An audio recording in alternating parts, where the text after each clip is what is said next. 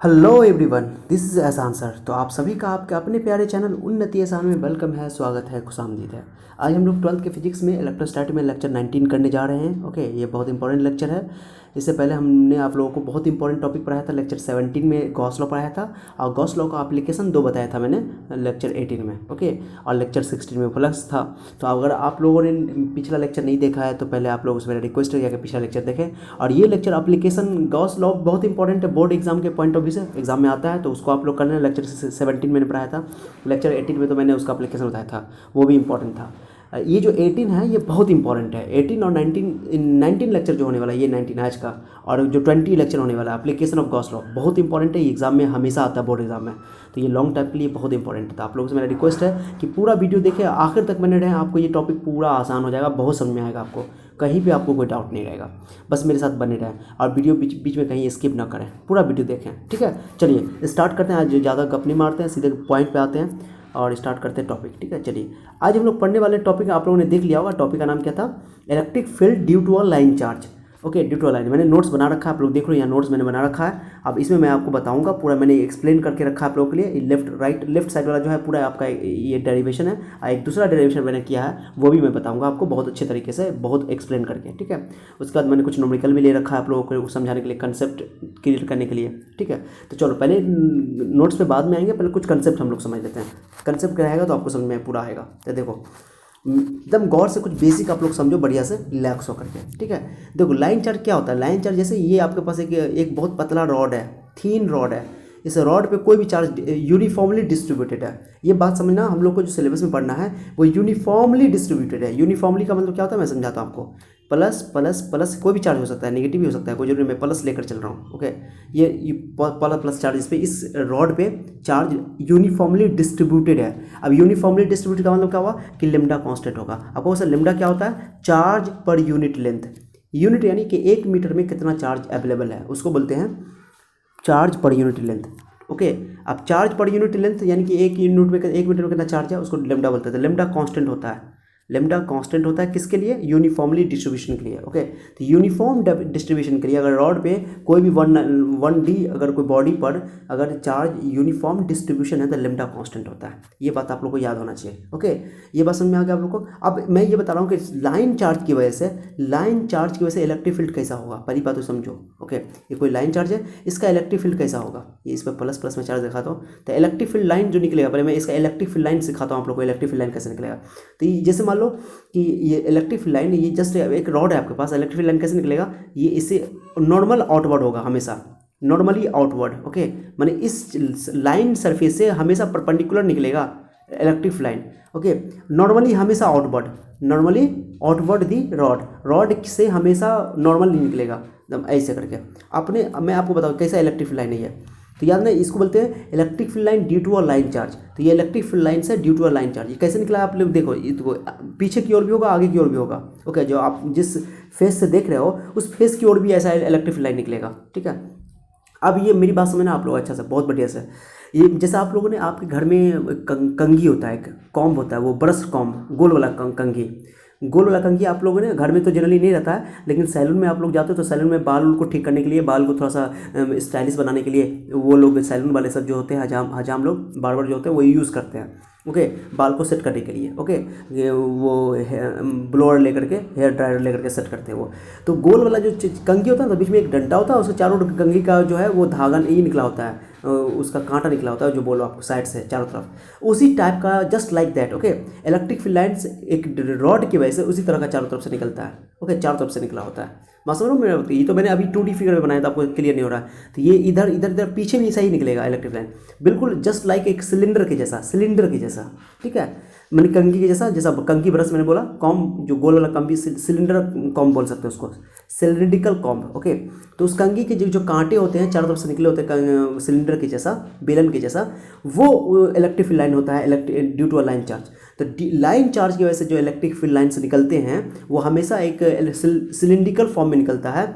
अब वो भी आपको एक कॉम जो बोला मैंने, कंघी जो बोला, गोल वाला कंघी, उस तरीके से उसका जो कांटा होता है चारों तरफ से निकलता है, उस तरह ये भी निकलता है इलेक्ट्रिक लाइन। तो इधर मैंने 2 साइड निकल दिखाया अभी, क्योंकि 2D फिगर में दिखाना पॉसिबल नहीं है। आगे से भी निकलेगा, पीछे भी निकलेगा, ऐसा ही खड़ा खड़ा करके। लेकिन क्या बोलोगे, कि electric field lines due to a line charge always normal, okay, normally outward, always normally outward, मैंने वो लाइन चार्ज से हमेशा, रॉड से हमेशा नॉर्मली आउटवर्ड निकलेगा, बाहर की ओर निकलेगा। क्योंकि मैंने आप लोगों को बताया था इलेक्ट्रिक फील्ड लाइन्स का प्रॉपर्टी कि electric field line positive charge से निकलता है, नेगेटिव चार्ज पे खत्म होता है, तो पॉजिटिव से निकलेगा, ओके, लेकिन आउटवर्ड नॉर्मली निकलेगा, आउटवर्ड नॉर्मली, पॉजिटिव है तो नेगेटिव होगा, तो इनवर्ड होगा नॉर्मली, ओके।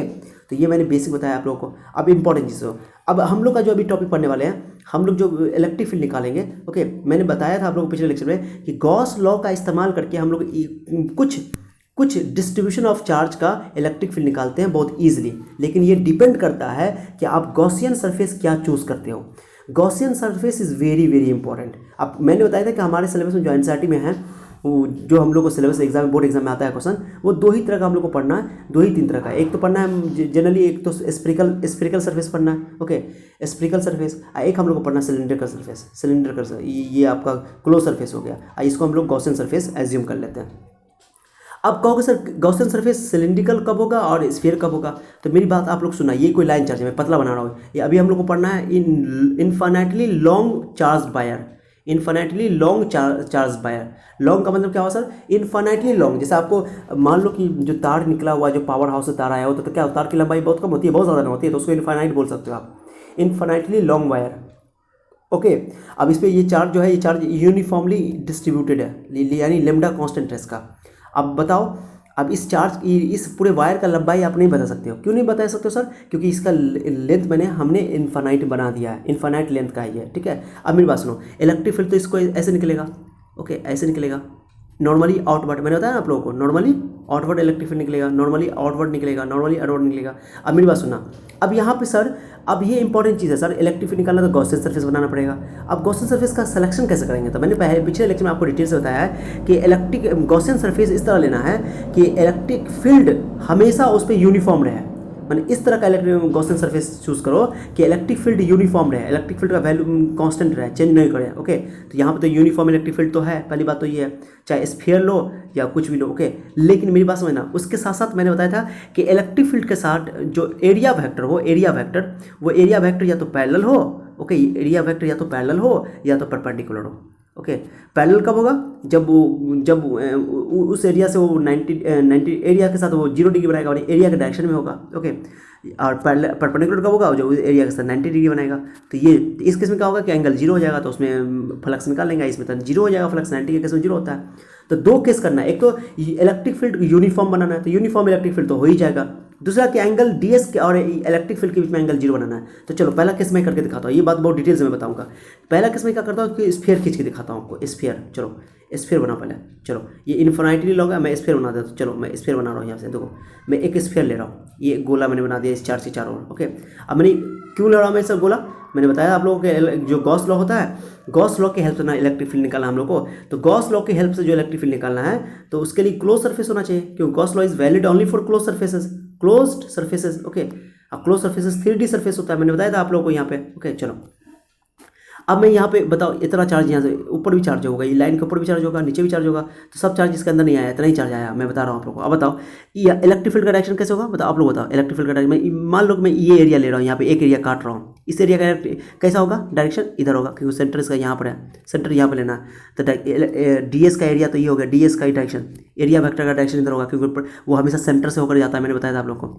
इलेक्ट्रिक फील्ड का डायरेक्शन किधर होगा? यहाँ पर से होगा इलेक्ट्रिक फील्ड का डायरेक्शन, मान लो इस पॉइंट पे, तो इलेक्ट्रिक फील्ड का सर डायरेक्शन पैरेलल तो हुआ, पैरेलल तो हो गया इस केस में। चलो मैं मान लेता हूँ कि यहाँ पे इलेक्ट्रिक फील्ड जो है वो डीएस के साथ 0 डिग्री बना रहा है, लेकिन यहाँ पर देखो, यहाँ पे इस पॉइंट पे देखो, आप लोग थोड़ा ध्यान से देखना, इस पॉइंट पे तो इलेक्ट्रिक एरिया वेक्टर तो इधर होगा, लेकिन इलेक्ट्रिक फील्ड तो ऐसे ही हमेशा ऐसे ही रहेगा, तो एंगल तो कुछ और हो गया। यहाँ पे काटोगे, मान लो यहाँ इस पॉइंट पे काटोगे, तो यहाँ पे एरिया वेक्टर ऐसे होगा, लेकिन इलेक्ट्रिक फील्ड तो ऐसे होगा, ओके। तो एंगल डिफरेंट हो रहा है, यानी हर पोजीशन पे एंगल डिफरेंट हो रहा है। और हम लोग, मैंने क्या बताया था आप लोगों को कि हम लोगों को ऐसा लेना है कि एंगल या तो 0 डिग्री हो या तो 90 डिग्री हो, हर जगह एंगल सेम हो जाए, एंगल भी कांस्टेंट हो जाए, ओके। तो 0 डिग्री बन जाएगा तो काम आसान बन जाएगा। तो इस केस में जो हमारा जो मैंने स्फेरिकल गॉसियन सरफेस सेलेक्ट किया या बनाया है, ये इस सिचुएशन के लिए, इस कंडीशन के लिए अप्रोप्रिएट नहीं है, अच्छा नहीं है, सही नहीं है। मैं इलेक्ट्रिक फील्ड सही से नहीं निकल पाऊंगा, क्योंकि इसके लिए अलग निकालना पड़ेगा, इसके लिए अलग निकालना पड़ेगा, सबके लिए अलग निकालना पड़ेगा, ये पॉसिबल नहीं है, ये बहुत ही टीडियस वर्क है, कॉम्प्लेक्स काम हो गया ये। तो मैं क्या करूँगा, कुछ ऐसा और सरफेस सोचूंगा कि जिससे वो पैरेलल एंगल सेम हो जाए। अब मैं क्या कर रहा हूँ, सिलेंडर ले रहा हूँ यहाँ पे, देखो पॉइंट समझा ना मैंने जो बताया, उसके इसमें एंगल सेम नहीं था हर जगह। अब मैं देखो अब यहाँ पे सिलेंडर बना रहा हूँ, पहले ये प्लस चार्ज है, चलो प्लस चार्ज है। अब मैं यहाँ पे सिलेंडर बना रहा हूँ, ध्यान देना आप लोग, चलो सिलेंडर, आप लोग का मैं ध्यान चाहिए यहाँ पर। चलो सिलेंडर, मैंने सिलेंडर बना दिया। देखो अब सिलेंडर में देखो, सिलेंडर का जो एरिया वेक्टर होगा, देखो सिलेंडर में क्या हुआ आपके पास, ये सरफेस है, सरफेस क्या हुआ सिलेंडर के पास, 3 सरफेस है। एक तो ये होता है प्लेनर सरफेस, जो सर्किल होता है, ओके, जिसको प्लेनर सरफेस बोलते हैं। ये भी सर्किल है, नीचे भी सर्किल है, ये भी प्लेनर सरफेस है। बट ध्यान देना आप लोग, अच्छा से रुको, इसको मैं डिलीट कर देता हूँ, सॉरी, ओके ठीक है। चलो ये तो प्लेनर सरफेस हो गया, सॉरी, चलो तो ये प्लेनर सरफेस हुआ ऊपर वाला, नीचे वाला जो सर्कल है, जो जिसको बेस हम लोग कर रहे हैं, बेस, तो 2 सर्किल होता है उसको प्लेनर सरफेस। एक सरफेस होता है ये कर्व सरफेस, जो ऊपर वाला साइड वाला होता है कर्व सरफेस, ओके। तो देखो कर्व सरफेस है, 3 सरफेस आपके पास है यहाँ पे। तो अब बताओ इलेक्ट्रिक फील्ड का डायरेक्शन कैसे है, ऐसे है, हमेशा ऐसे है। अब इस सरफेस पे इसका एरिया वेक्टर तो ऊपर होगा, तो इसके इसमें 90 एंगल हो गया। इस सरफेस का एरिया वेक्टर बोलो, यहाँ पे एरिया काटोगे, यहाँ पे छोटा सा काटोगे, यहाँ पे काटोगे एरिया, उसका ऊपर होगा, तो इसका एरिया वेक्टर नीचे, इलेक्ट्रिक फील्ड का डायरेक्शन तो ऐसे हो गया, तो 90 हो गया। तो यहाँ पर तो फ्लक्स 0 हो जाएगा, 90 है तो इस केस में यहाँ पर। लेकिन और भी जगह देखो, आप इस सरफेस पे देखो, दोनों जगह तो अच्छी बात है, यहाँ पे इलेक्ट्रिक फ्लक्स 0 हो गया, इस केस में इलेक्ट्रिक फ्लक्स 0, तो यहाँ तो निकालना ही नहीं है मुझे, ओके। अब चलो यहाँ पर निकालते हैं हम लोग, यहाँ पे एरिया काटो, एक एरिया, तो इसका एरिया वेक्टर ऐसे होगा, परपेंडिकुलर होता है एरिया वेक्टर। अब इलेक्ट्रिक फील्ड भी इसी डायरेक्शन में, यहाँ पे काटोगे तो यहाँ पर भी एरिया वेक्टर, इलेक्ट्रिक फील्ड भी ऐसे होगा, दोनों चीज़ सेम होगा। यहाँ पे काटोगे, यहाँ पर भी एरिया वेक्टर इधर ही हुआ और इलेक्ट्रिक फील्ड भी इधर ही हुआ, दोनों चीज़ सेम हो गया। यानी कि हर जगह एंगल 0 हो रहा है, इलेक्ट्रिक फील्ड और एरिया वेक्टर बीच में एंगल सेम हो रहा है, यानी कॉन्स्टेंट हो गया। यानी यहाँ पे इलेक्ट्रिक फील्ड और एरिया वेक्टर के बीच का angle constant, electric field constant भी हो गया, एरिया वेक्टर और इलेक्ट्रिक फील्ड के बीच में एंगल 0 डिग्री भी हो गया, और यहाँ पर 90 है। तो देखो यहाँ पर चेंज नहीं हो रहा, एंगल चेंज नहीं हो रहा। लेकिन मैंने जो स्फेरिकल गॉसियन स्फीयर खींचा था, स्फीयर जो लिया था, तो उसमें एंगल्स डिफरेंट हो रहा था, तो इलेक्ट्रिक फील्ड डिफरेंट आना मिला था। जब इलेक्ट्रिक फील्ड डिफरेंट आएगा तो सिंपल बात है, वो हमारे लिए ज़्यादा यूजफुल नहीं है, क्योंकि वो कांस्टेंट यूनिफॉर्म इलेक्ट्रिक फील्ड नहीं रहा, एंगल चेंज हो गया, फ्लक्स भी चेंज हो जाएगा, तो निकालना बहुत टफ हो जाएगा। मैं जो बता रहा हूँ आप लोगों को समझा रहा है। तो ये यहाँ पर इस केस के लिए, लाइन चार्ज के केस में हम लोगों के लिए गॉसियन सरफेस चूज करना कौन सा सही रहेगा, ये सही रहेगा। कौन सा, सिलेंड्रिकल गॉसियन सरफेस हम लोग लेंगे, क्योंकि इसमें इलेक्ट्रिक फील्ड कांस्टेंट है। समझ में आया आप लोगों को, ये कंसेप्ट है आप लोगों में बताना चाह रहा था, बता दिया। चलो अब आ जाओ, मैं आता हूँ अपने पॉइंट पर। चलो अब मैं बताता हूँ ग्राफ कैसे बनाऊंगा, कैसे इलेक्ट्रिक फील्ड बनाऊंगा। भाई पहले फिगर ड्रॉ कर लो, इनफाइनाइट, पहले टॉपिक देख लो आप लोग, टॉपिक क्या है, electric field due to a line charge. आप लोग के सिलेबस में एग्जाम में पूछेगा electric field due to a line charge के लिए एक्सप्रेशन ड्राइव करो, तो यही क्वेश्चन बनाना है, ये वाला जो मैं बना रहा हूँ, इधर वाला नहीं बनाना, इधर वाला मैं एक्स्ट्रा समझाया हूँ, बताता हूँ क्या है वो, okay. Electric field due to a line charge, तो ये मैंने बनाया है, बहुत इंपॉर्टेंट है, ओके। अब लाइन चार्ज कैसा, लाइन चार्ज जो होगा वो लाइन होगा, थिन रॉड होगा, एकदम पतला rod, thin rod, infinitely long होगा, लॉन्ग इतना है, इनफाइनाइट लॉन्ग है, दो डॉट मैंने नीचे दे दिया, डॉट, और उस पर मैंने पॉजिटिव चार्ज दिखा दिया है, लॉन्ग है, ओके, इनफाइनाइटली लॉन्ग वायर है, यूनिफॉर्म चार्ज इस पर डिस्ट्रीब्यूशन है, ये चार्ज जो है डिस्ट्रीब्यूट कैसा है, यूनिफॉर्मली डिस्ट्रीब्यूटेड है, ओके। चलो तो मैंने यहाँ देखो टॉपिक, देखो टॉपिक आपको समझ में आ जाएगा, देखो क्या लिखा हुआ है, electric field, okay, due to an infinitely long straight uniform charged wire. NCERT में ऐसे टॉपिक लिखा हुआ है, मैंने ये लिख दिया। आपको कितना बच्चा कंफ्यूज रहता है कि सर कौन क्वेश्चन पूछा जाएगा एग्जाम में, तो एग्जाम में देखो मेरी बात सुनो, क्वेश्चन में बोलेगा derive an expression for electric field due to a line charge, ये लिखा रहेगा, तभी ये बनाओगे आप। पूरा कभी का रहेगा, जो एनसीईआरटी का टॉपिक है ना, ये टॉपिक लिखा हुआ है, हेडिंग यही क्वेश्चन रहेगा, आपको लिखा रहेगा ऐसा क्वेश्चन लिखा, derive an expression of electric field due to an infinitely long straight uniform charged wire, ऐसे लिखा रहेगा आपको। तो यही क्वेश्चन बनेगा आपका आंसर यहाँ से स्टार्ट होगा, यहाँ से। तो कितना बच्चा, जो बोर्ड वाला बच्चा सब लैंग्वेज वाला होता है, जो हिंदी मीडियम से होता है, उसको ये सब कन्फ्यूजन रहता है, कोई कन्फ्यूजन नहीं होना है। चलो ठीक है, मैं आपको बताता हूँ। चलो ये देखो, मैंने पहले फिगर बनाया, पहले लाइन चार्ज बनाया, पहले लाइन चार्ज में पॉजिटिव चार्ज मैंने दिखा दिया, नेगेटिव भी दिखा सकते हो, पॉजिटिव भी दिखाना अच्छा रहेगा, डायरेक्शन लेने में आसानी होगी आप लोगों को। चलो ठीक है, अब मैंने क्या किया, मैंने पहले बता दिया कि यहाँ पर मैंने एक एस नाम दिया, इस गॉसियन सिलेंडर का नाम मैंने एस दे दिया, ये गॉसियन सिलेंडर है। अब बताओ, ये पूरा चार्ज तो इसके अंदर नहीं है, मेरी बात समझना, पूरा चार्ज इसके अंदर नहीं, इतना ही चार्ज इसके अंदर है, और ये चार्ज जो डेवलप है इस पे, जो डिस्ट्रीब्यूटेड है लाइन चार्ज पे, इस रॉड पे, तो जो लाइन पर चार्ज डिस्ट्रीब्यूटेड है, तो हम लोग गॉस लॉ लगाने के लिए वही चार्ज ना लेंगे जो उस स्फीयर के अंदर आ रहा है, उस सरफेस के अंदर आ रहा है, क्लोज सरफेस के अंदर। यहाँ पर सिलेंडर है क्लोज सरफेस, तो क्लोज सरफेस सिलेंडर के अंदर इतना ही पार्ट आ रहा है, और बाकी सब तो बाहर है, तो इतना ही चार्ज लेंगे। तो इसका मैंने बताया लेमडा क्या है, charge per unit length, 1 metre का लेंथ, 1 मीटर लेंथ में कितना चार्ज है, तो 1 मीटर लेंथ में चार्ज मैंने लेमडा माना है, तो इतना लेंथ मान लो, इसका लेंथ मान लो इतना, ये जो सिलेंडर है, सिलेंडर का लेंथ मैंने एल ले लिया है, समझे। तो 1 मीटर का लेंथ है आपका लेमडा, तो एल मीटर का लेंथ, फिर से सुनो अच्छा से, 1 मीटर का चार्ज है लेमडा, 1 मीटर लेंथ का चार्ज है लेमडा, यानी कि लेमडा जो है वो 1 मीटर लेंथ में चार्ज है, तो एल लेंथ में कितना चार्ज होगा, तो लेमडा इंटू एल। वैसे भी फार्मूला हम लोगों ने पढ़ा हुआ है, lambda equal to Q by L, तो क्यू इक्वल टू क्या हो जाएगा, लेमडा इंटू एल, ऐसे भी कर लो, क्लियर हो गया। तो पूरे एल लेंथ में जो चार्ज है, इतना जो चार्ज इसमें जो सिलेंडर के अंदर आ रहा है वो लेमडा इंटू एल हो जाएगा टोटल चार्ज, जो कि इसके अंदर इनक्लोज्ड है, इस सरफेस के अंदर इनक्लोज्ड है, इनक्लोज चार्ज बोलो, तो enclose charge lambda into L हो गया, ठीक है, ये बात समझ में आना चाहिए। उसका देखो एक स्फीयर ये एक सरफेस ये है जिसको प्लेनर सरफेस कहेंगे, जिसका नाम मैंने दे दिया S1, ये इसका नाम S1 दे दिया सरफेस का, इसका नाम S3 दे दिया मैंने, ओके। और ये सरफेस और ये सरफेस प्लेनर सरफेस है, और ये जो बाहर वाला सरफेस S2 दिया हमने S2, ये जो कर्व सरफेस है चारों तरफ वाला उसको बोलेंगे कर्व सरफेस, ओके। अब चलो इलेक्ट्रिक फील्ड का डायरेक्शन मैंने ऐसे बताया इलेक्ट्रिक फील्ड तो ऐसे रहेगा हमेशा नॉर्मली आउटवर्ड, ओके।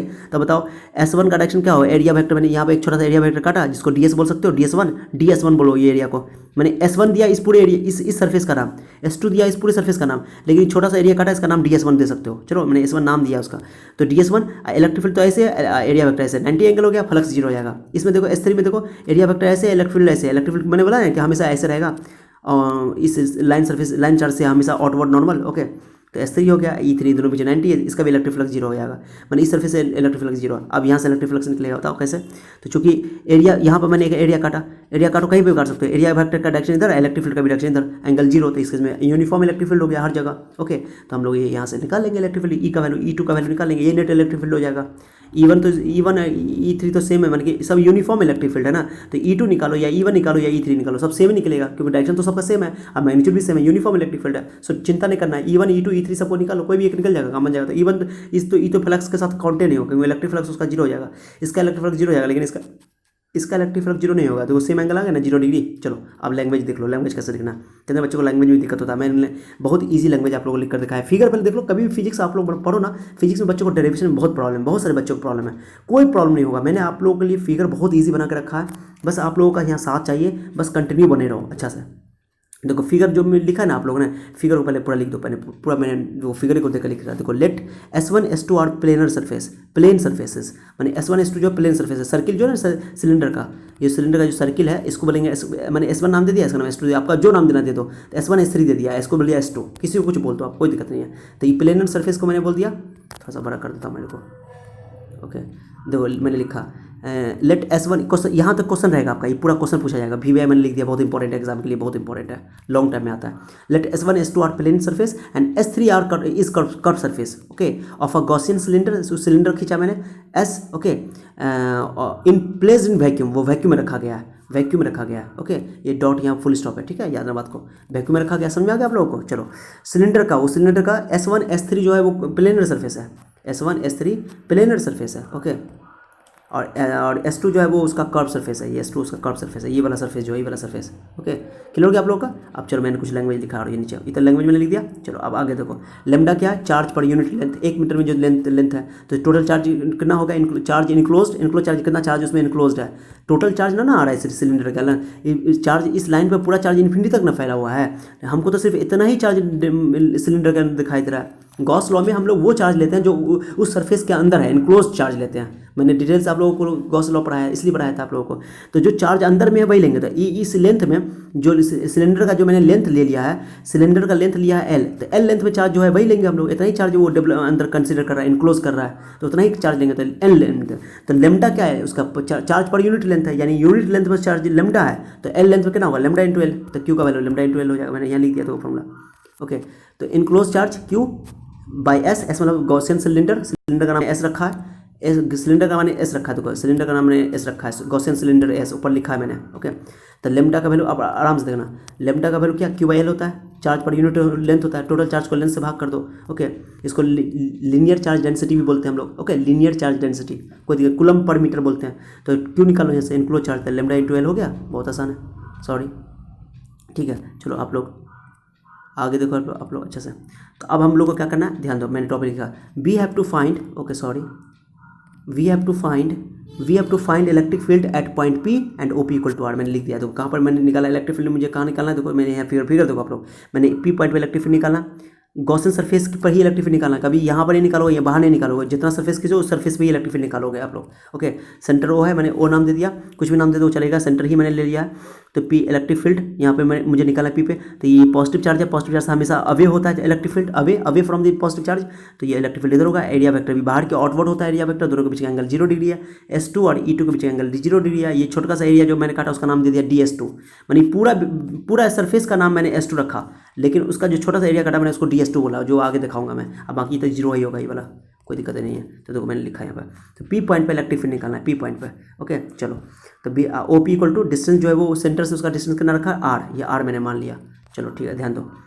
अब चलो मैंने लिखा है we have to find electric field at point P from Gauss law. Gauss law लगाओ, चलो गॉस लॉ क्या बार लगाना पड़ेगा आपको, इस क्लोज सरफेस के लिए लगाना है। तो देखो इसके लिए इस सरफेस के लिए फ्लक्स 0, इस सरफेस के लिए 0, इस सरफेस के लिए 0 नहीं होगा, S2 के लिए मैंने पहले लिखा, रुको पहले गॉस लॉ लगाओ, आराम से देखना आप लोग, हड़बड़ाना नहीं, टेंशन मत लेना, तो पेशेंस रखो, पेशेंस रखना जरूरी है। आप लोग 12th में पढ़ो, पेशेंस रखो। गॉस लॉ लगा, गॉस लॉ क्या था, surface integral of electric field is equal to Q by epsilon not.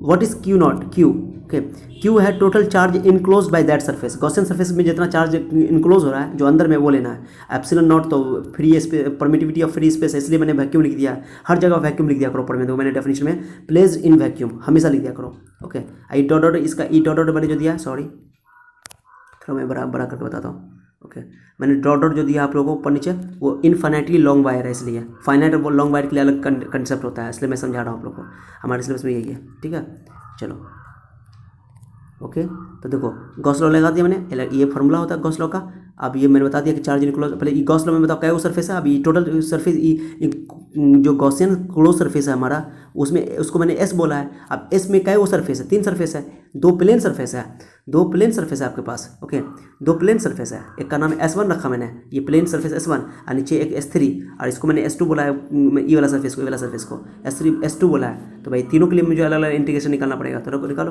तीनों को जोड़ दो, मैंने बताया था आप लोगों को, तीनों को जोड़ दो। तो देखो S1 का E1 DS1, S2 का E2 DS2, S3 का E3 DS3, लिख दो S1 S2 S3, याद रहेगा, कन्फ्यूजन कभी नहीं होगा। S1 तो यहाँ DS1, यहाँ S2 तो यहाँ DS2, यहाँ S3 तो यहाँ DS3। अब Q बाई एप्सिलॉन नॉट का भी रहने तो कोई दिक्कत नहीं, Q को भाई लेमडा इंटू L लिख देंगे वहाँ से, डोंट वरी।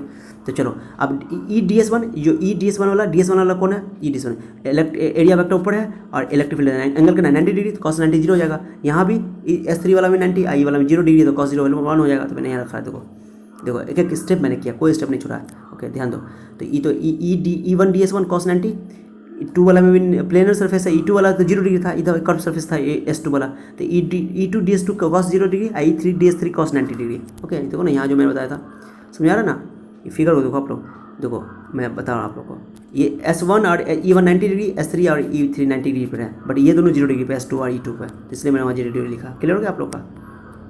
चलो अब ध्यान दो आप लोग, तो ये तो 0 हो गया, ये तो पूरा 0, ये हो जाएगा E cos 0 1, तो E2 DS2, E2 तो यूनिफॉर्म इलेक्ट्रिक फील्ड है, बाहर निकाल देंगे यूनिफॉर्म इलेक्ट्रिक फील्ड को, और E3 DS3 cos 90 ये भी 0 हो जाएगा 0। अब Q बाई एप्सिलॉन नॉट मैंने यहाँ लिख दिया, कुछ भी नहीं है, कितना आसान है, देखो आप लोग खुद से देखो कितना आसान है। ओके चलो अब उसके बाद E2 को बाहर निकाल दिया मैंने, DS2 का क्या होगा, DS2 से क्या है, DS2 क्या था, कर्व सरफेस एरिया। तो अब तुम लोग जानते हो पहले इसका सिलेंडर का कर्व सरफेस एरिया क्या होता है, अगर उसका रेडियस R है और उसका लेंथ H है, तो फॉर्मूला हम लोग 10th क्लास में पढ़ते हैं 2 पाई RH, याद है 2 पाई RH। यहाँ पे L है हाइट, मैंने लेंथ यहाँ पर कितना ले लिया कि अगर कर्व सरफेस हिंदी में बोलते हैं वक्र पृष्ठीय क्षेत्रफल, याद होगा ना आप लोगों को, वक्र पृष्ठीय क्षेत्रफल CS है कर्व सरफेस एरिया। तो अगर इसका L है और रेडियस R है तो क्या हो जाएगा 2 पाई RL होगा कर्व सरफेस एरिया। तो कर्व सरफेस है DS2 आपका कर्व सरफेस एरिया है, तो मैंने इसका DS2 का हो टोटल कर्व सरफेस, छोटा सा पार्ट है तो छोटे को इंटीग्रेट कर देंगे सब लोग, आपको टोटल कर्व सरफेस एरिया आ जाएगा 2 पाई RL ले लो। उसके बाद मैंने इनक्लोज चार्ज क्या था, इनक्लोज चार्ज ऊपर देखो, इनक्लोज चार्ज मैंने यहाँ निकाला था, Q का value lambda into L put कर दो, लेमडा इंटू L रख दो यहाँ पे, मैंने रख दिया लेमडा इंटू L यहाँ पे, Q का value lambda into L। Okay और ये DS2 का कर्व सरफेस एरिया 2 पाई RL मैंने रख दिया। तो अब बताओ L कैंसिल हो गया। अब ये 2 पाई R को बट्टा में डाल दो, 2 पाई R epsilon lambda by 2 pi R epsilon, ये फॉर्मूला आ गया E2 आ गया। तो यही नेट इलेक्ट्रिक फील्ड हो गया, क्योंकि इलेक्ट्रिक फील्ड तो यूनिफॉर्म है, कांस्टेंट है, तो कोई एक सरफेस के लिए निकल गया, सब सरफेस टोटल के लिए निकल गया, तो मैग्नीट्यूड हो गया आपका इलेक्ट्रिक फील्ड का magnitude lambda by 2 pi epsilon naught.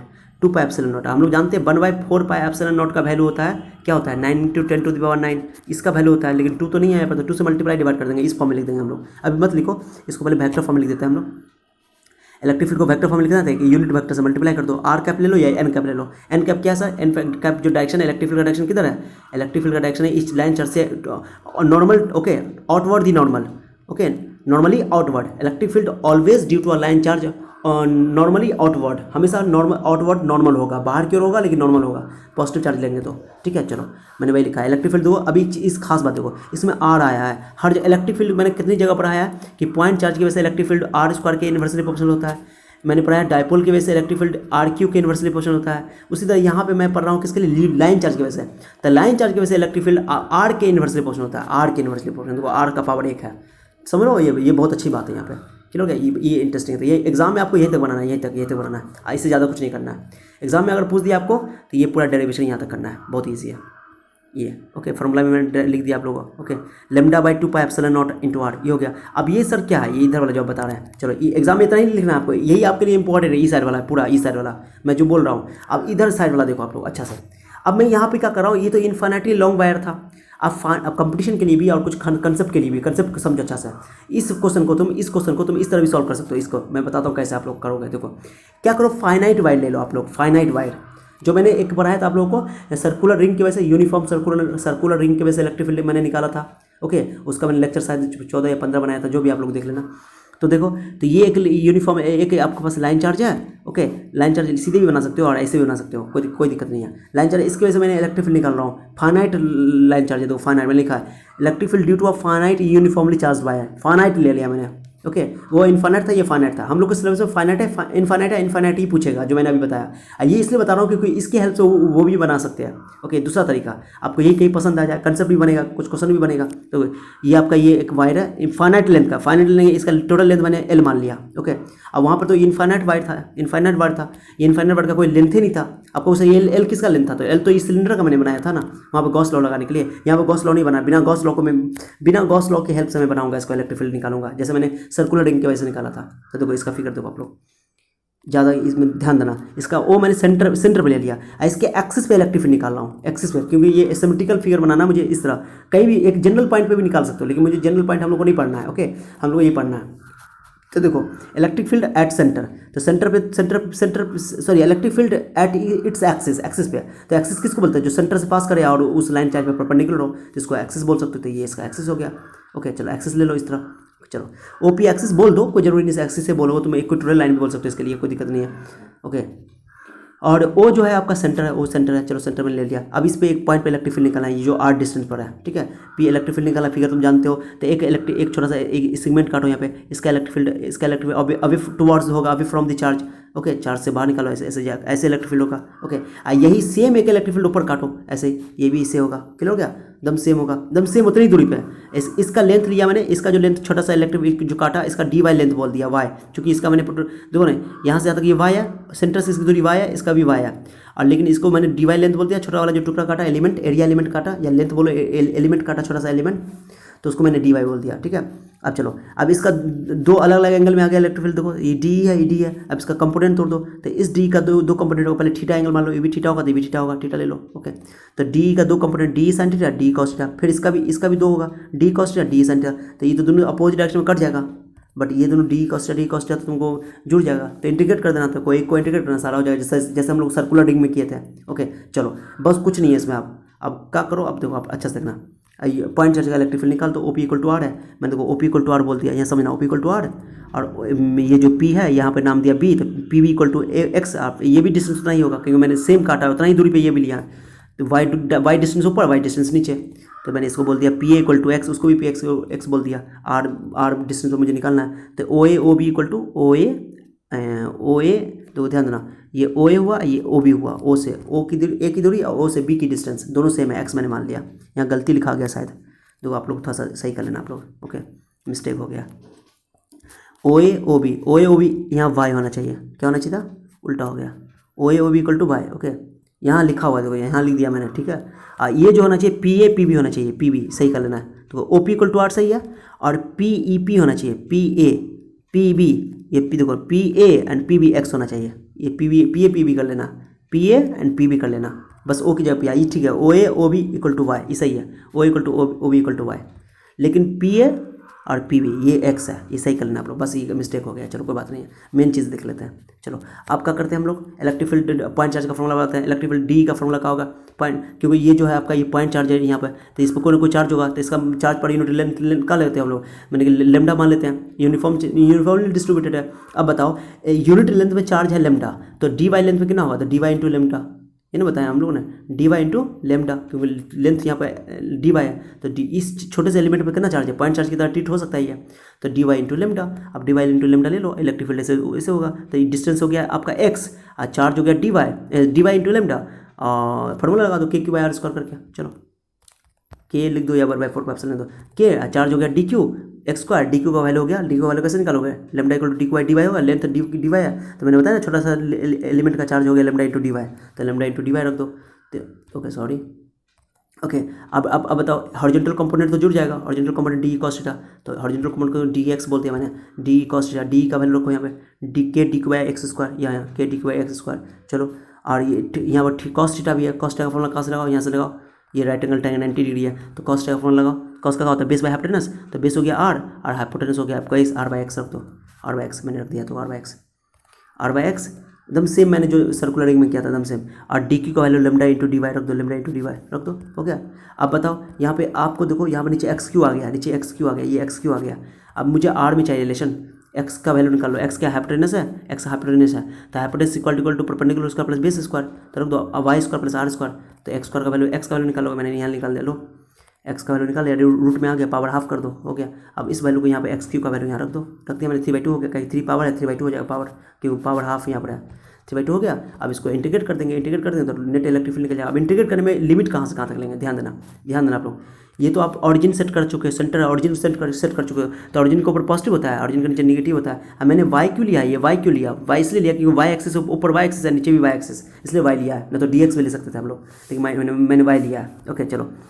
तो ये ऑरिजिन से नीचे है, वो ऑरिजिन के ऊपर है, तो मैं क्या कर रहा हूँ, पूरे लेंथ को एल को, फाइनाइट लेंथ है ना, तो एल को 2 पार्ट में बांट देता हूँ, एक आधा हिस्सा हो जाएगा L/2 ऊपर, L/2 नीचे, तो L/2 नीचे वाला नेगेटिव लेना पड़ेगा, ऊपर वाला पॉजिटिव लेना, ऑरिजिन के नीचे नेगेटिव होता है, ऑरिजिन के ऊपर पॉजिटिव होता है, तो -L/2 से प्लस L/2 कर दो, ओके चलो।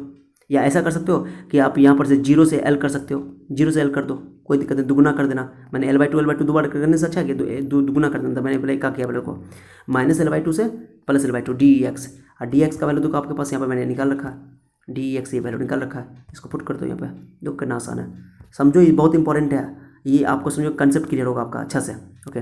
आइए थोड़ा इंटीग्रेशन, यहाँ दमदार इंटीग्रेशन आने वाला है, चलो इसलिए छोड़ देता है, तो देखो तो -L/2 से प्लस L/2, तो क्या करो -L/2 से प्लस L/2 करके 2 बार L/2 लेने की क्या जरूरत है, दुगुना कर दो और 0 से L कर दो, दुगुना कर दो, 2 बार इंटीग्रेट करना है ना, 2 बार इंटीग्रेट, एक -L/2 के लिए, एक बार प्लस L/2 के लिए, तो 2 से गुना कर दो, डबल हो जाएगा, और 0 से L कर दो डबल, सीधे बात खत्म। ये उसे भी इंटीग्रेशन का ये कंसेप्ट है कि आप कभी भी -L/2 से प्लस L/2 कर रहे हो ना, तो क्या करो उसको 2 से मल्टीप्लाई कर दो, 0 से L कर दो, अच्छा रहेगा, L तक पूरा कर दो, इंटीग्रेट हो जाएगा, दुगुना कर दो, लेकिन 2 बार इंटीग्रेशन करने से अच्छा है, ठीक है। नीचे 0 ले लिया, और ये इंटीग्रेशन का रूल है। चलो अब क्या करो, यहाँ कांस्टेंट कौन है, लेमडा कांस्टेंट है, ओके, के कांस्टेंट है, आर कांस्टेंट है, सबको बाहर निकालो, कांस्टेंट है, आर कभी चेंज नहीं होगा, ठीक है। तो क्यों नहीं आर कांस्टेंट चेंज होगा सर, यहाँ देखो चेंज, मैं आर को बताता हूँ आप लोगों को, देखो यहाँ पर समझो, चाहे आप ये काटो, यहाँ पे काटो, यहाँ पे काटो, यहाँ पे काटो, यहाँ पे कहीं भी काटो, आर तो फिक्स है ना, ये आर तो फिक्स है, चेंज होगा आपका क्या, एक्स चेंज होगा, वाई चेंज होगा, वाई, एक्स भी नहीं चेंज होगा, वाई चेंज होगा, देखो ओके, एक्स तो हट ही गया वहाँ पर से वैसे भी, चलो ये वाई चेंज होगा, क्योंकि ये वाई का वैल्यू ऊपर गया और घट रहा है, यहाँ पर 0 हो गया, वाई का वैल्यू फिर बढ़ रहा है, तो वाई चेंज हो रहा है, वाई वेरिएबल है आपका यहाँ पे, समझो इसको, ये सब बात बहुत इंपॉर्टेंट है। चलो ठीक है, तो यहाँ पे क्योंकि कांस्टेंट होगा भाई को ना बाहर निकालोगे, तो के कांस्टेंट है, आर कांस्टेंट है, लेमडा कांस्टेंट बाहर निकाल दो, डी वाई वेरिएबल है, तो डी वाई के रिस्पेक्ट में करेंगे, आर कांस्टेंट यहाँ पे डी वाई के रिस्पेक्ट में इंटीग्रेट होगा। अब यहाँ एक छोटा सा इंटीग्रेशन का फॉर्मूला है, छोटा सा नहीं है, बहुत इंपॉर्टेंट फॉर्मूला है, अगर कोई बच्चा इसमें 12th का इंटीग्रेशन पढ़ चुका है तो उसको दिक्कत नहीं होगा, लेकिन जो इंटीग्रेशन नहीं पढ़ा 12th का मैथमेटिक्स में, तो उसको थोड़ा दिक्कत हो सकता है, उसके लिए मैंने यहाँ पर इंटीग्रेशन नहीं किया है। यहाँ पे अब एक छोटा सा फॉर्मूला याद रखो अभी फिलहाल के लिए, अब जब आप 12th में मैथमेटिक्स में मैं इंटीग्रेशन पढ़ाऊंगा या आप कहीं पढ़ रहे होंगे अपने टीचर के पास, तो आपको ये समझ में आएगा कैसे ये आंसर आया, ठीक है। तो अब मुझे यहाँ पे इंटीग्रेट करना है, मैंने ई कांस्टेंट को बाहर निकाल दिया, 2 पहले से यहाँ पर था, ई 2 कहाँ से आया था, ये वाला, ये लिमिट को मैंने क्या कर दिया, -L/2 से प्लस L/2 है ना, तो मैंने क्या किया, इसको 2 लिख दिया यहाँ पे, 0 से L कर दिया, 0 सीधे इंटीग्रेट कर दें डबल करके, ठीक है।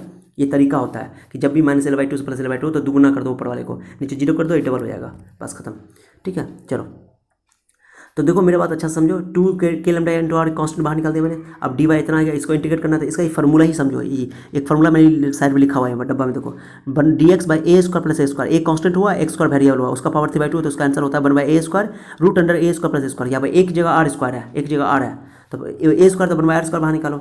तो मैंने बाहर किया, आप लोग अच्छा से देखना, 1/r स्क्वायर बाहर निकाला, और उसके बाद यहाँ पर रूट ही हो जाएगा 1/रूट under R square plus Y square, formula हो गया, ये याद रखना। अगर आपको डाउट है ना, आपको डिफ्रेंसिएशन अगर आता है तो क्या करो, इसको डिफ्रेंशिएट करो, इसको डिफ्रेंशिएट करो तो ये आ जाएगा, क्योंकि इंटीग्रेशन डिफ्रेंशिएशन का उल्टा होता है, तो इसको डिफ्रेंशिएट करो तो ये आ जाएगा। आप लोग करके देखना अगर डाउट है तो, ये फार्मूला कहाँ से आया। तो मैंने फार्मूला इस्तेमाल कर लिया, अभी फार्मूला फिलहाल के लिए फार्मूला इस्तेमाल करो, एग्जाम में भी फार्मूला इस्तेमाल कर सकते हो आप, प्रूफ नहीं करना है आपको फिजिक्स के क्वेश्चन में, ठीक है।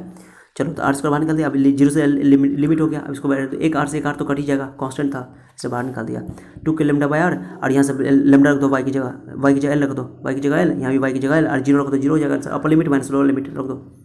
देखो तो lambda minus root under R square plus L square minus 0 हो गया, इतना रहने दो। अब ये मल्टीप्लाई कर दो, 2 k lambda L by R, इतना आ गया। अब इसमें देखो मैं एक बात कर रहा हूँ, अब मान लो कि जो एल क्या था, ये इस रॉड का लेंथ था, तो ये तो आंसर आ गया। सेंटर की वजह, सेंटर से हम लोगों ने कंसिडर किया है, सिमेट्रिकल सिचुएशन लिया है, उसके एक्सेस पे निकाला इलेक्ट्रिक फील्ड, इतना निकला इलेक्ट्रिक फील्ड, इतना निकला। अब क्या करते हैं, केस करते हैं, जो मैंने बताया आप लोगों को, मैं मान लेता हूँ कि जो रॉड है, जो लाइन चार्ज है, ये लाइन चार्ज इन्फिनिटली लॉन्ग है। इन्फिनिटली लॉन्ग का मतलब समझे, एल बहुत बड़ा है, जो एल है ना, ये एल बहुत बड़ा है, L is much lesser than greater then x, जो सॉरी ग्रेटर देन आर जो मैंने डिस्टेंस लिया, तो एल बहुत बड़ा है आर के कंपेयर में। जिस पॉइंट पे इलेक्ट्रिक फील्ड चाहिए वो पॉइंट की दूरी उस लाइन से बहुत छोटा है, और वो जो लाइन चार्ज का जो लेंथ है वो बहुत बड़ा है, जो कि ये वाला केस मैंने बताया था, तो उसकी तो वही आंसर आएगा, देखना सेम आंसर आएगा। तो L is much lesser than greater than R, तो एल यानी कि जो बड़ा है उसको छोड़ना नहीं है, जो छोटा है उसको छोड़ देना है, तो आर को छोड़ दो इसमें से, आर को छोड़ो, चलो छोड़ो, इलेक्ट्रिक फील्ड बराबर तो 2 k लैम्डा, ये 2 k लैम्डा, और एल ऊपर है ये वाला लिखो एल, और नीचे आर इंटू ये आर, देखो एल स्क्वायर को एल लिखोगे, sorry R square plus L square को, इसमें से आर स्क्वायर को छोड़ोगे, प्लस वाले को, ये वाला आर को नहीं छोड़ सकते हो, वो आर ये छोड़ोगे जो प्लस में या माइनस में होगा, क्योंकि आर यहाँ बहुत छोटा है, much lesser than R L, okay, R is much lesser than L, तो आर को छोड़ दो, एल स्क्वायर बचेगा, एल का स्क्वायर रूट क्या बचेगा, एल, ओके। अब बताओ सिंपल, ई एल कैंसिल, एल कटिए गया, तो बचेगा आपके पास क्या, 2 k लैम्डा बाई आर, के का वैल्यू क्या होता है 1/4 पाई एप्सिलॉन नॉट, मैंने रख दिया, तो 2 से काट दो, 2 to 4, तो lambda by 2 pi epsilon not आ गया आर।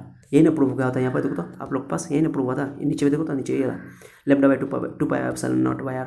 तो ये तरीका क्या है कि इस वाला केस में क्या हुआ, इस केस में आपको फाइनाइट के लिए भी हो गया, और इसमें एक आपने केस करके नीचे केस करके इनफाइनाइट के लिए भी कर दिया, इनफाइनाइट के लिए। तो इस तरह भी प्रूफ कर सकते हो ये वाला बात को, यानी सर मैंने 2 तरीके से आपको वेरीफाई करने की कोशिश किया, माने इस तरीके से भी इसको प्रूफ कर सकते हो, ये एनसीईआरटी का तरीका, ये गॉस लॉ की हेल्प से, एप्लीकेशन गॉस लॉ, ये सबसे पहले आपको आना ही चाहिए, और उसके अलावा ये भी आना चाहिए कंसेप्ट के लिए, ओके। तो मेरा आप लोगों से रिक्वेस्ट है, आप लोगों को अच्छा लगा है, ओके, तो लाइक कर देना, ठीक है, लाइक करके जाना प्लीज़, बहुत मेहनत लगता है एक लेक्चर बनाने में, ठीक है। अब दोस्तों को शेयर करना तो हो गया, ये आप लोग का स्क्रीनशॉट लेना, लास्ट में अभी मैं टाइम दूंगा, पहले न्यूमेरिकल देख लो, न्यूमेरिकल कैसे बनाएंगे, चलो छोटा सा न्यूमेरिकल 2-3 ठो है, फटाफट कर लेते हैं हम लोग, ठीक है। Electric field due to line charge lambda by 2 pi epsilon naught, तो हम लोग इसको क्या करेंगे 4 पाई एप्सिलॉन नॉट लिख देंगे, 1/4 pi epsilon naught 2 lambda by R, okay. Electric field में बताया है कि इसके आर के इन्वर्सली प्रोपोर्शनल है, पॉइंट चार्ज के लिए इलेक्ट्रिक फील्ड आर स्क्वायर के इन्वर्सली प्रोपोर्शनल होता है, और इलेक्ट्रिक डायपोल के लिए इलेक्ट्रिक फील्ड आर क्यू के इन्वर्सली प्रोपोर्शनल होता है, पावर 3 के, और लेकिन ये मैंने जो पढ़ा है अभी लाइन चार्ज की वजह से इलेक्ट्रिक फील्ड आर के इन्वर्सली प्रोपोर्शनल होता है, बहुत इंपॉर्टेंट है ये, ओके। अभी मैंने 2 से मल्टीप्लाई डिवाइड कर दिया, इसमें 2 से मल्टीप्लाई डिवाइड, तो 4 पाई एप्सिलॉन नॉट बन गया। कहोगे सर क्यों बनाया गया 4 पाई एप्सिलॉन नॉट, क्योंकि इसका वैल्यू 9 × 10 to the power 9 होता है, इसलिए, ओके। चलो आप क्वेश्चन देख लो, न्यूमेरिकल बहुत आसान क्वेश्चन सब आपका, देखो पहले क्या बोला है, an infinite line charge produce field दे दिया, इलेक्ट्रिक फील्ड का वैल्यू दे दिया, इलेक्ट्रिक फील्ड मालूम हो गया, डिस्टेंस आर दे दिया, ये आर 2 सेंटीमीटर, इसको मीटर में कन्वर्ट कर लेंगे, कैलकुलेट द लीनियर चार्ज से लैम्डा निकालना है, ओके। बस इजी, लैम्डा इसमें है फॉर्मूला में, तो नहीं लैम्डा है, मुझे इलेक्ट्रिक फील्ड मालूम है, आर मालूम है, लैम्डा मालूम करना है, यही फॉर्मूला देखो, ये सब एप्सिलॉन नॉट सब तो पता ही है, वो तो कांस्टेंट है। चलो फॉर्मूला लगाओ, ई पता है 2 सेंटीमीटर है, सेंटीमीटर का मतलब होता है 10 का पावर -2, सेंटी कहीं पर भी रहा है, सेंटी मतलब 10 का पावर -2, ओके, याद रखना, मिली मतलब 10 का पावर -3, याद रखना है इसको, ठीक है। चलो तो इस समय बेसिक अभी फिजिक्स में बेसिक साइंस में अभी 11th वाले बच्चों को पढ़ा रहा हूँ। आप लोगों को अगर बेसिक साइंस भी अगर पढ़ना है, आपने तो किसी साथी को सजेशन देना तो दे सकते हो, आप भी देख सकते हो, आप लोग के लिए बहुत फायदेमंद, अगर किसी का बेस कमजोर है तो ये सब चीज़ के लिए, कि सेंटी क्या होता है, मिली क्या होता है, माइक्रो क्या होता है, मेगा क्या होता है, मैं पूरा बेसिक साइंस में पढ़ा रहा हूँ, छोटा वीडियो है, आप लोग देख सकते हो, ठीक है। चलो तो देखो यहाँ पे ये वैल्यू मैंने फॉर्मूला लिख दिया, अब बताओ यहाँ पे इलेक्ट्रिक फील्ड का वैल्यू 9 इंटू 10⁹ आई 1/4 का वैल्यू 9 इंटू 10⁹ होता है, रख दो। और 2 लेमडा आर का वैल्यू मैंने यहाँ रख दिया, ये वाला वैल्यू रख दिया। चलो कैंसिल करो। अब बताओ ई 9 तो कटिए गया, ई -2 तो कटिए गया। ओके, आई -2 ऊपर जाएगा प्लस 2 तो 9 2 11 हो जाएगा, 11। 10 का पावर 11 इधर है, 10 का पावर 4 इधर है, तो 11 नीचे आएगा। ओके, नीचे ले जाओगे, 10 का पावर 11 नीचे ले जाओ, 11 कैसे हो गया ना, -2 ऊपर गया तो +2 हो गया। ओके, तो 9 2 11 हो जाएगा, तो ये 10 नीचे आएगा तो -7 हो जाएगा। 11 में 7 4 में 7 11 गया -7, तो कूलम पर मीटर लेमडा का वैल्यू आया 10⁻⁷ coulomb per metre. Coulomb per metre है क्योंकि यूनिट होता है लेमडा का कूलम पर मीटर, क्योंकि लेमडा का फॉर्मूला होता है Q/L। Okay, total charge per unit, charge per unit length. Okay, एक यूनिट में कितना चार्ज है ये भी समझ में आ गया, लेमडा निकालना था। चलो एक और क्वेश्चन देख लो आप लोग, बहुत ईजी है। लीनियर चार्ज डेंसिटी दिया हुआ है यहाँ पे, इनफाइनाइट दे दिया चार्ज लाइन इनफाइनाइट चार्ज है, तभी फॉर्मूला लगाना है। ये फॉर्मूला तभी वैलिड है जब ये, सुनो अच्छा से, ये फॉर्मूला तभी वैलिड है जब इनफाइनाइट लॉन्ग वायर है, इनफाइनाइटली लॉन्ग वायर है। ओके, उसी के लिए आपको ये सिलेबस में यही है, यही पूछेगा एग्जाम में, इनफाइनाइटली लाइन चार्ज दिया हो ना, इनफाइनाइट। चलो इसमें देखो चार्ज है इसका लेमडा दे दिया है, the linear charge density lambda दे दिया है 1 micro coulomb per metre, micro coulomb per metre. Calculate the electric field निकालना है, और डिस्टेंस दिया हुआ 4 सेंटीमीटर दिया, तो हो गया। लेमडा को पहले माइक्रो को कन्वर्ट करो, 10 का पावर -6 हो जाएगा कूलम मीटर, हो गया। 8 4 सेंटीमीटर मीटर में बदल दो, 10 का पावर -2 तो 4 इंटू 10 का, अब लेमडा ई का वैल्यू लगा दो, तो 1/4 9 इंटू 10⁹ एंड 2 लेमडा का वैल्यू 2 रहने दो, लेमडा का वैल्यू 10⁻⁶ था, तो यूनिट बाद में सेट कर देना, इलेक्ट्रिक का यूनिट याद रखना है। आर का वैल्यू 4 इंटू 8 ना, अब काट दो, 2 से 2 काट दो, 2 हो जाएगा। और उसके बाद 10 का पावर ये -6 है, तो 9 में 6 गया 5 है, 2 पड़ जाएगा 5 7, गलती तो नहीं करते भाई, -6 और 9 में 6 गया तो 3 बचेगा, सॉरी 3 ऊपर 2 जाएगा तो 5 हो जाएगा, 3 2 5 5 है, 9/2 सर 4 कर दो, इतना आ गया। 4.5 इंटू 10⁹ न्यूटन पर कूलम इलेक्ट्रिक फील्ड का मैग्नीट्यूड आ गया। ये निकालना भी था इलेक्ट्रिक फील्ड, क्लियर हो गया। तो छोटा न्यूमेरिकल बनाने से क्या होता है, कंसेप्ट क्लियर हो जाता है, जबकि न्यूमेरिकल 2 नंबर में आपको लॉन्ग शॉर्ट टाइम में आ सकता है, बोर्ड एग्जाम में बहुत ईजी था टॉपिक। तो उम्मीद करते हैं कि आप लोगों को बहुत अच्छा लगा होगा। अच्छा लगा है तो प्लीज़ लाइक करके आप लोग जाना, गुरु दक्षिणा देके जाना, और अपने दोस्तों को खूब शेयर करना। मेरे मेहनत को अप्रिशिएट करो, आप लोग ऐसे अप्रिशिएट करो, मैं बहुत कुछ आप लोगों को बना कर दूंगा। आप लोग को पर्टिकुलर को पहले स्क्रीनशॉट ले लो, तो बात करते हैं हम लोग थोड़ा सा। स्क्रीनशॉट ले लिया आप लोगों ने, ले लो स्क्रीनशॉट, आप लोग स्क्रीनशॉट ले लो, ले लिया। चलो बहुत इंपॉर्टेंट टॉपिक है ये, 5 नंबर में पूछता है, इसका भी स्क्रीनशॉट ले लो आप लोग अच्छा से। अब पूरा वीडियो देखो, आप लोग पूरा वीडियो देखा करो, ठीक है। स्क्रीनशॉट ले लिया, चलो आ जाओ, मैं आप लोग को आता हूँ अपने इस पे। हाँ चलो, मेरा ये थोड़ा सा इंट्रोडक्शन आप लोग देख लेना। उसके बाद ये जो है मेरा नंबर है, ये नंबर पे आपको कुछ भी पूछना हो नंबर पे व्हाट्सएप कर दो, व्हाट्सएप नंबर है, कॉल नहीं करना, मैसेज कर लेना व्हाट्सएप। फ़ोन आप अपना नाम लिख देना, क्लास लिख देना, और आप अपना कहाँ से बोल रहे हो वहाँ से लिख देना। जो भी क्वेश्चन में प्रॉब्लम होगा, मैथ में, फिजिक्स में, केमिस्ट्री में, कोई जो भी टॉपिक पर आपको वीडियो चाहिए, आप मुझे कमेंट करके बताना। मैं देखूंगा कितना बच्चा मुझे कमेंट कर रहा है उस टॉपिक पे, तो मैं वीडियो बनाऊंगा आपके लिए, आपका प्रॉब्लम सॉल्व करने की, दूर करने की कोशिश करूंगा, ट्राई करूंगा। ओके, व्हाट्सएप पे आपको कोई प्रॉब्लम हो तो मैं प्रॉब्लम फोटो खींच करके वो प्रॉब्लम का क्वेश्चन भेजना, मैं उसको सॉल्व करने की कोशिश करूंगा, ठीक है। चलिए तब तक आप लोग अपना ख्याल रखिए, मिलते हैं नेक्स्ट लेक्चर में। ओके, बाय बाय, खुश रहिए।